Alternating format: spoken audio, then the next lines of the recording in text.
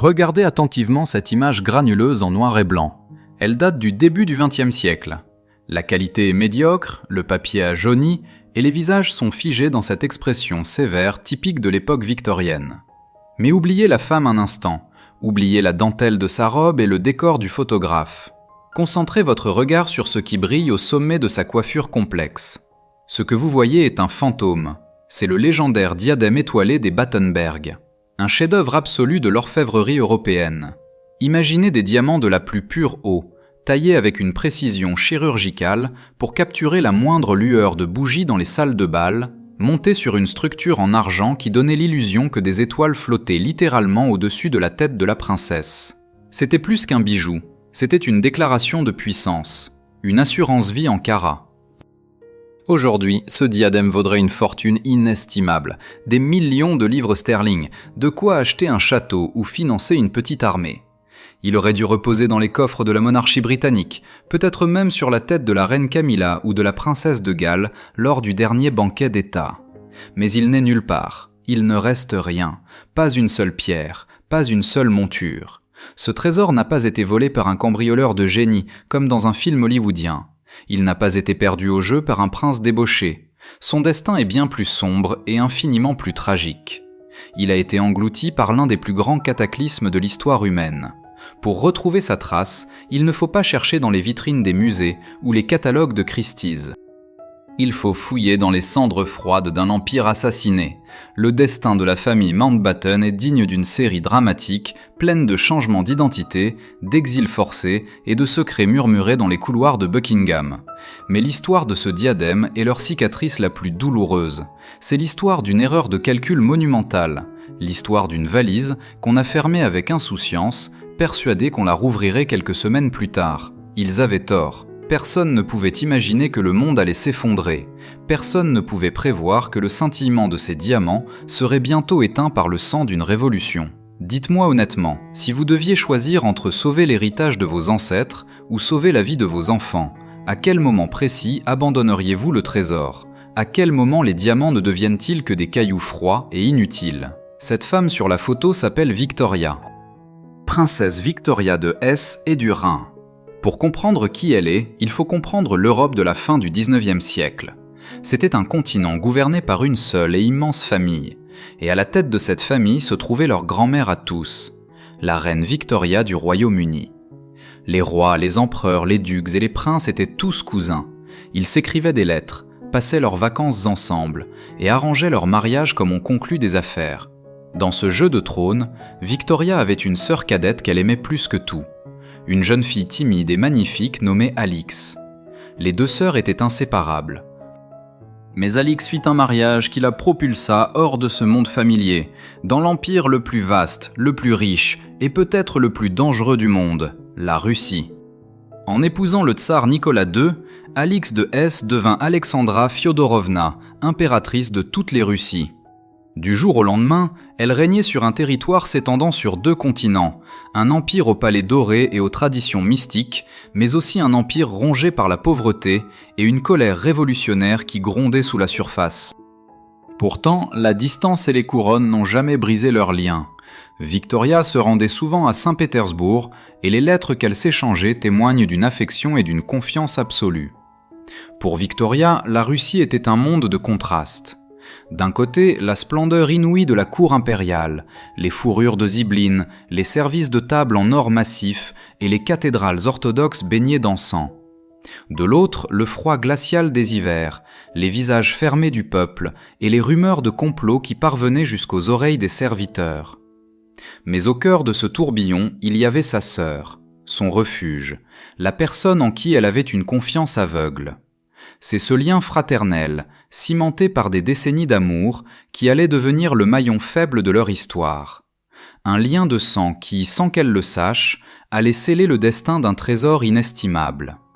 Avant de disparaître dans la tourmente de l'histoire, le diadème étoilé a brillé de tous ses feux. Il faut prendre un instant pour comprendre à quel point cet objet était exceptionnel, même parmi les trésors des cours européennes. Ce n'était pas simplement une couronne. C'était une constellation privée, conçue pour transformer une princesse en une divinité céleste. Imaginez une structure légère, presque invisibles, en argent et platine, conçus pour se fondre dans la chevelure.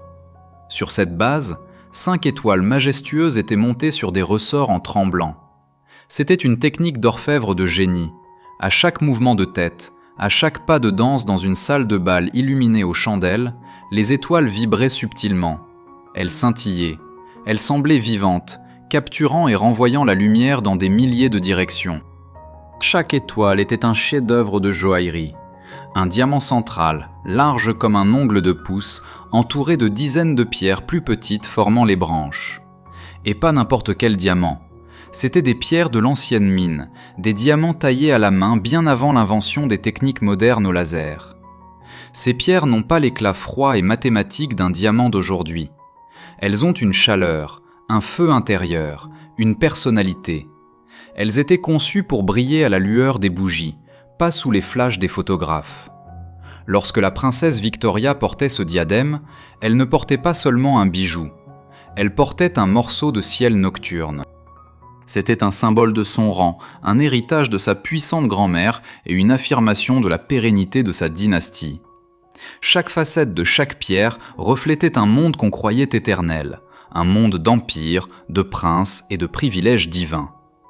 Mais voici ce que personne ne pouvait savoir.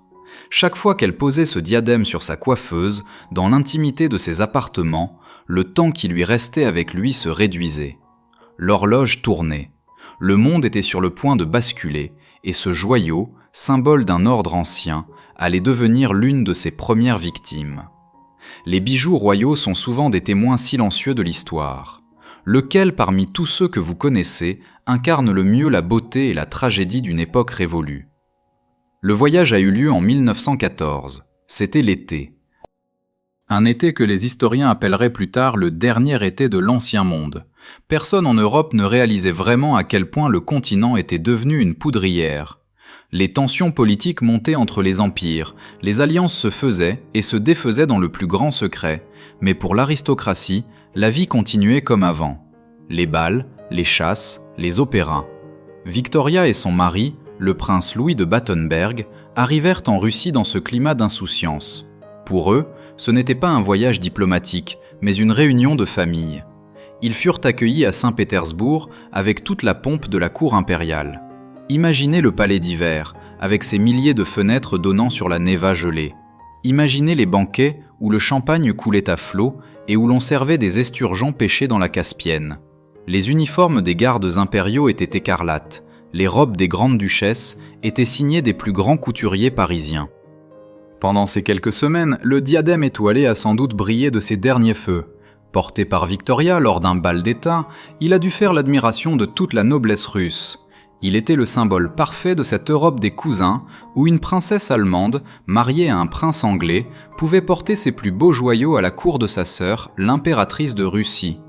Tout semblait normal, tout semblait éternel. Mais des détails dissonants commençaient à apparaître. Des conversations qui s'arrêtaient brusquement à leur approche. Des journaux aux titres alarmistes laissés sur une table de salon. Des rumeurs d'une mobilisation en Serbie, d'un ultimatum de l'Autriche-Hongrie. C'était un bruit de fond, d'abord lointain, comme un orage qui gronde à l'horizon. Mais chaque jour, ce bruit se rapprochait. La fête battait son plein dans les palais, mais dehors dans les rues de l'Europe, les armées commençaient à se mettre en marche. L'été de 1914 touchait à sa fin, et avec lui, le monde qu'ils avaient toujours connu. La nouvelle a éclaté comme un coup de canon. Le 28 juillet 1914, l'Autriche-Hongrie déclare la guerre à la Serbie. En quelques jours, par le jeu infernal des alliances, l'Europe entière s'embrase. L'Allemagne déclare la guerre à la Russie, puis à la France. Le Royaume-Uni, allié de la France et de la Russie, déclare la guerre à l'Allemagne. Soudain, Victoria et son mari ne sont plus des invités de marque. Ils sont des ressortissants d'une nation ennemie, piégée au cœur de l'Empire russe. Le prince Louis de Battenberg est un prince allemand au service de la Royal Navy britannique. Leur situation est un cauchemar diplomatique. Chaque jour passé à Saint-Pétersbourg devient un danger mortel. Les frontières se ferment les unes après les autres. Les trains sont réquisitionnés par l'armée. Les lignes télégraphiques sont coupées. L'atmosphère dans le palais a changé du tout au tout. Fini les rires et la musique, place aux chuchotements angoissés dans les couloirs, aux visages graves des ministres qui entrent et sortent du bureau du tsar. La panique s'installe. Il faut partir, immédiatement, avant que toutes les issues ne soient bloquées. Imaginez la scène, les valises faites à la hâte, les serviteurs qui courent dans tous les sens, ne sachant plus quels ordres suivre. On ne parle plus de choisir des tenues pour le prochain bal, mais de rassembler l'essentiel pour un voyage périlleux vers un pays qui est désormais l'ennemi de leur hôte. C'est dans ce chaos que Victoria se retrouve devant ses coffres à bijoux, devant ce trésor accumulé par des générations. Et là, au milieu des colliers de perles et des broches en saphir, se trouve le diadème étoilé. Il brille d'un éclat presque insolent dans la pénombre de la chambre. Et c'est là qu'une décision impossible a dû être prise. Une décision qui allait la hanter pour le reste de sa vie. Que faire de ce trésor? L'emporter, au risque de se le faire confisquer à la première frontière par des gardes suspicieux? Ou le laisser derrière soi, en espérant des jours meilleurs? Le temps presse. Un train spécial a été affrété, mais personne ne peut garantir sa sécurité. Chaque objet emporté est un risque. Un diadème de cette valeur, s'il était découvert lors d'un contrôle à la frontière finlandaise ou suédoise, pourrait être interprété comme une tentative de fuite de capitaux, ou pire, comme de l'espionnage. Le couple princier pourrait être arrêté, emprisonné. Le voyage est déjà assez dangereux sans ajouter ce fardeau. C'est là que l'impératrice Alexandra, sa sœur Alix, intervient. Voyant l'angoisse de Victoria, elle lui propose une solution qui semble parfaite. « Laisse-le ici, Vicky », aurait-elle pu dire. « Laisse tes bijoux dans mes coffres, au palais Alexandre. Ils y seront plus en sécurité que n'importe où ailleurs dans le monde. C'est juste pour quelques mois, le temps que cette folie se termine. Dès que la paix sera revenue, je te les renverrai moi-même. » Pour Victoria, cette offre est un soulagement immense. Qui pourrait imaginer un endroit plus sûr que le coffre-fort personnel de l'impératrice de toutes les Russies? C'est le cœur d'un empire de 170 millions d'habitants, protégé par l'armée la plus nombreuse du monde. C'est une promesse faite par sa propre sœur, la personne en qui elle a le plus confiance. La décision est prise. Le coffre contenant le diadème étoilé, ainsi que d'autres pièces inestimables, est descendu dans les caves du palais. La clé est remise. Victoria fait ses adieux à sa sœur, le cœur serré, mais l'esprit un peu plus léger. Elle part en laissant derrière elle un trésor, mais elle est convaincue qu'il est en de bonnes mains. Elle pense qu'elle a fait le choix de la prudence. C'est sans doute la pire décision financière du XXe siècle, mais c'était peut-être la seule décision humaine possible à ce moment-là. Quand on est face à l'inconnu, on se raccroche à la seule chose qui semble solide, la famille. Mais dans cette histoire, la famille était sur le point d'être emportée par la vague la plus destructrice que l'Europe ait jamais connue. Le retour en Angleterre est un soulagement de courte durée. Victoria et Louis échappent au chaos russe pour se retrouver au cœur d'une autre tempête. Une vague de haine anti-allemande d'une violence inouïe. La propagande de guerre bat son plein. Tout ce qui est allemand est diabolisé. Les teckels sont lapidés dans la rue. Les commerces au nom germanique sont saccagés. Et la famille royale britannique, avec ses racines profondément allemandes, se retrouve dans une position intenable. Le nom de famille de la dynastie régnante est Saxe-Cobourg-Gotha, un nom qui sonne comme celui de l'ennemi. Le roi George V, cousin de Victoria et du tsar Nicolas, est sous une pression immense, et le mari de Victoria, Louis de Battenberg, malgré des décennies de service loyal dans la Royal Navy, devient une cible de choix pour la presse populaire. Son nom, Battenberg, crie son origine allemande. On murmure qu'il est un espion, que ses sympathies vont au Kaiser.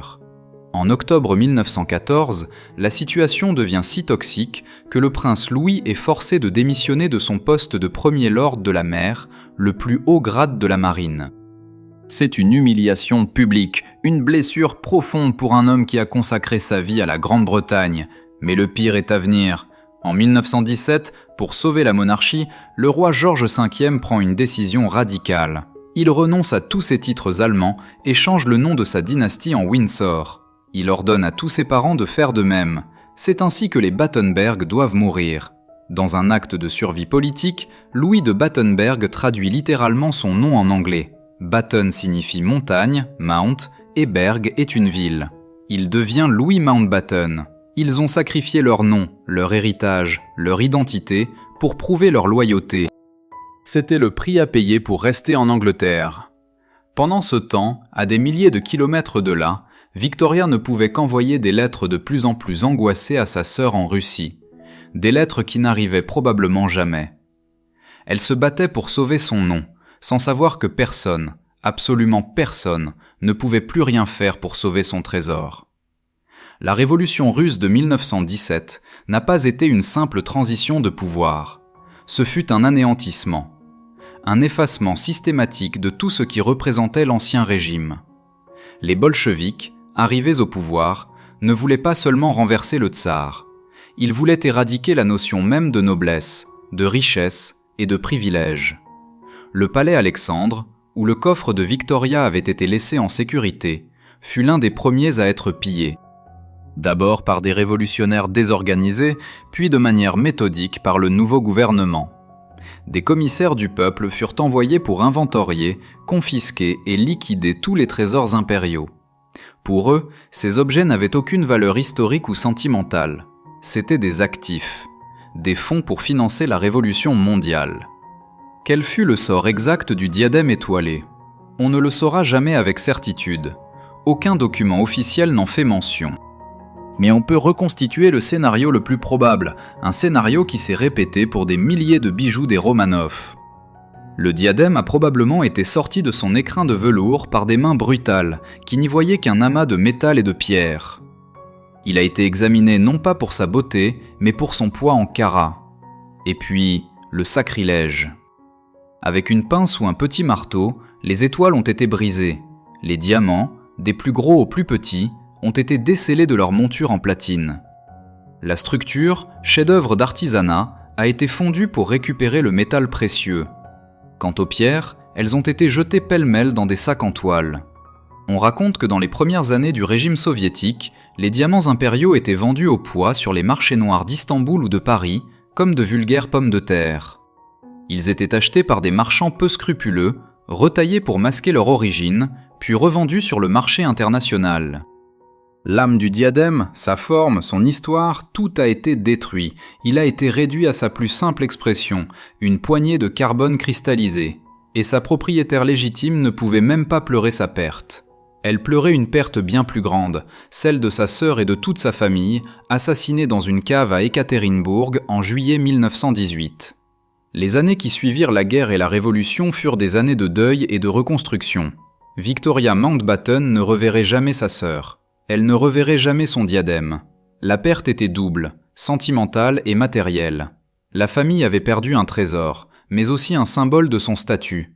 Dans le monde impitoyable de l'aristocratie européenne de l'après-guerre, paraître affaibli était dangereux. C'est dans ce contexte qu'un geste de solidarité familiale a lieu. Une autre branche de la famille, consciente du vide laissé dans l'écrin de Victoria, lui fait un cadeau extraordinaire. La princesse Louise, sa tante, lui offre une version alternative du diadème étoilé. Ce n'était pas l'original. Il était peut-être moins spectaculaire, plus sobre. Les puristes diraient qu'il lui manquait la grâce et la complexité du chef-d'œuvre perdu en Russie. Mais il avait un avantage immense, il existait.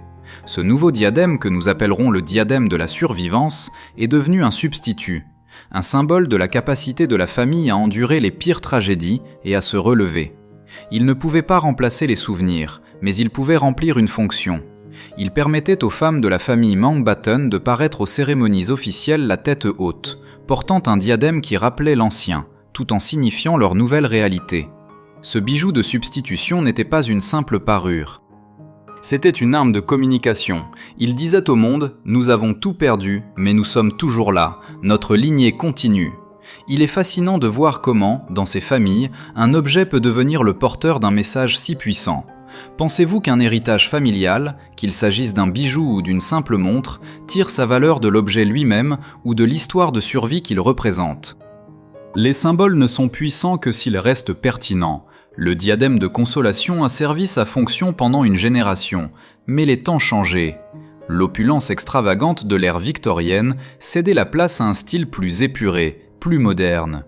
Le diadème dans sa forme originale commençait à paraître un peu daté. C'est là qu'intervient la nouvelle génération. Le bijou est passé au fils de Victoria, Louis Mountbatten, le même qui avait dû renoncer à son nom des années plus tôt et qui allait devenir une figure majeure du XXe siècle. dernier vice-roi de l'Inde, chef des armées britanniques, et surtout, l'oncle et le mentor de son jeune neveu, le prince Philippe de Grèce.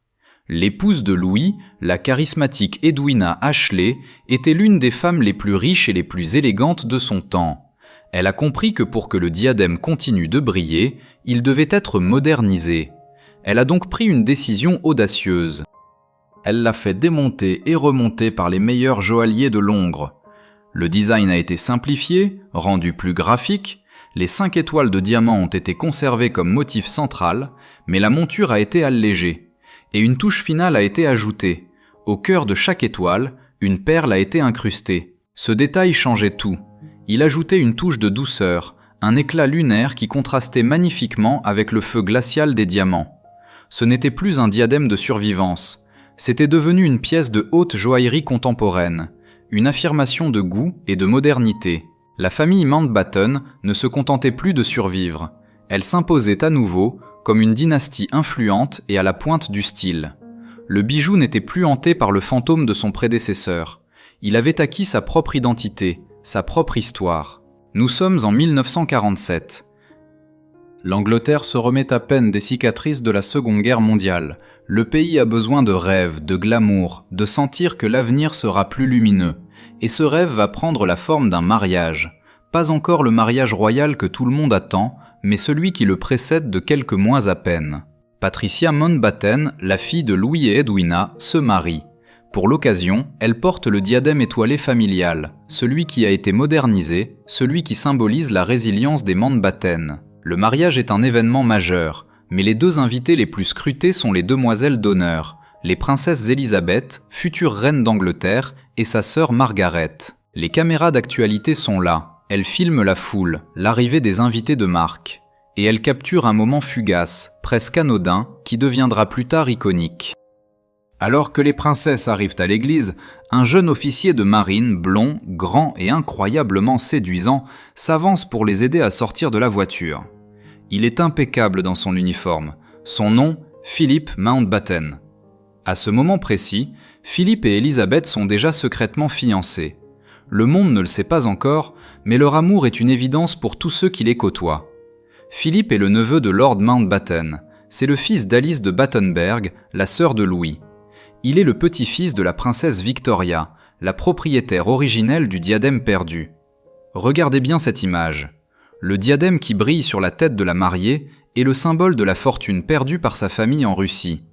Et le jeune homme qui aide la future reine d'Angleterre est l'héritier direct de cette tragédie.